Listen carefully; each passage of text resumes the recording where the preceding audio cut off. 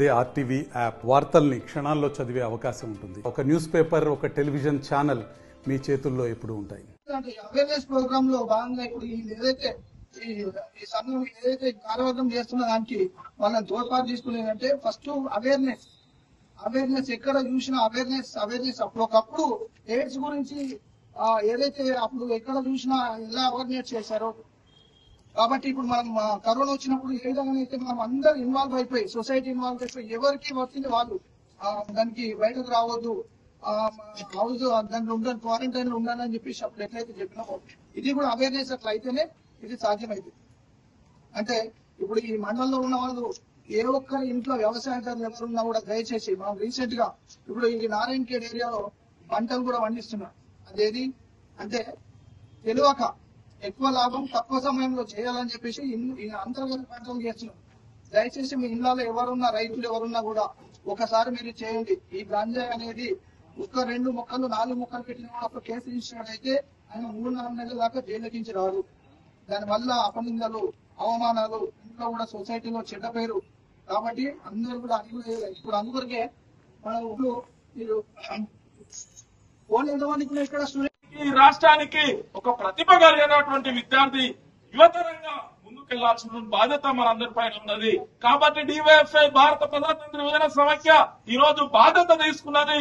మత్తు లేని సమాజాన్ని నిర్మించే కృషి చేస్తా ఉన్నది. సమాజం అంతా కూడా ఉత్పత్తి చేస్తే పోదు. ఇందాక చెప్పారు, ఇందులో తల్లిదండ్రులు నిరంతరం విద్యార్థుల మీద, ఇంట్లో ఉన్నటువంటి యువత మీద వాళ్ళు శ్రద్ధ పెట్టాలి, కాన్సన్ట్రేట్ చేయాలి, ఒక కన్ను వేయాలి. వాళ్ళు ఏం చేస్తున్నారు వాళ్ళ పట్ల పరిశీలించాల్సిన అవసరం ఉన్నది. అదే విధంగా విద్యా సంస్థల్లో ఇలాంటి చైతన్యమైనటువంటి అవగాహన సదస్సులు పెంచాల్సిన పరిస్థితి ఉన్నది. అంతేకాదు ఈ రోజు కాలేజీల దగ్గరలో, స్కూల్ దగ్గరలో, చిన్న చిన్న దుకాణాలలో కూడా ఈ గంజాయి చాక్లెట్ల రూపంలో, సిగరెట్ల రూపంలో, పాన్ డబ్బాల్లో విచ్చలవిడిగా అమ్ముతున్నటువంటి పరిస్థితి వచ్చింది.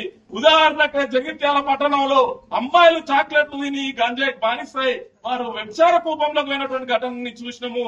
అంతేకాకుండా సూర్యాపేట జిల్లాలో ఒక అబ్బాయి వాళ్ళ అమ్మని కొట్టినటువంటి పరిస్థితి ఉన్నది, గంజాయి కొనివ్వలేదని. ఇట్లా అనేక ఉదాహరణలు దేశవ్యాప్తంగా జరుగుతున్నాయి, రాష్ట్ర వ్యాప్తంగా జరుగుతా ఉన్నది. ఇది సమాజానికి ఏమాత్రం కూడా మంచిది కాదు. మన విద్యార్థి యువతరం మంచిగా ఉంటేనే సమాజం మంచిగా ఉంటది. ఈ సమాజం మంచి వైపు పయనించాలంటే మనం ఎంచుకున్నటువంటి మార్గం మంచి వైపు ఉండాలని చెప్పేసి ఈరోజు డివైఎఫ్ఐ కోరుకుంటా ఉన్నది. కాబట్టి మత్తు లేని సమాజం కోసం చేస్తున్నటువంటి డివైఎఫ్ఐ చేసేటువంటి ప్రతి కార్యక్రమంలో అందరం భాగస్వామ్యం అవుతాం.